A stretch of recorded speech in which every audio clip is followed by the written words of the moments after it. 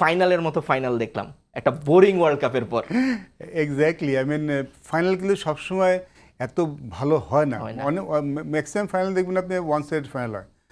গত world cup যেটা গিয়েছিল 50 ইয়ার্স ফর্মেটে, সেটা কিন্তু ফাইনালটা ওয়ান সাইড ফাইনাল হয়েছিল। এবং ফাইনালের উপর সবার এত এক্সপেকটেশন থাকে, এত চাওয়া থাকে, সবাই যেই দলকে সাপোর্ট করেন না সে তারাও বসে থাকেন খেলার জন্য। বাট আজকের ফাইনালটা কিন্তু আসলে খুব ভালো হয়েছে।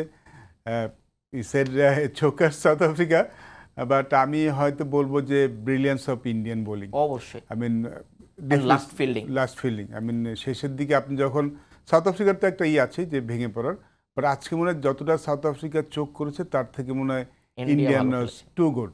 ওই সময় নার্ভ ধরে রাখে, স্পেশালি বুমরার ওই ওভারটা এবং ওই ক্যাচটা হলে কিন্তু তখন আবার ইকুয়েশন একটু হলে হয়তো 5 বলে 10 রান হয়ে যেত। স্টিল হয়তো হতো না, বাট কাছাকাছি চলে যেত। নগদের কাছে সব গ্রাহকই প্রিয়, তাই তো সারা দেশে ক্যাশ আউট চার্জ সবচেয়ে কম। বাট সব মিললে আমার মনে হয় যে India was best team in this final. একটা ভালো ফাইনাল দেখেছি আমরা যারা দুদিকেই ছিলাম, একটা ভালো খেলা দেখতে চাইছিলাম। মানে একটা তৃপ্ত আমরা। তা আমি তৃপ্ত আজকে ফাইনালটা দেখে।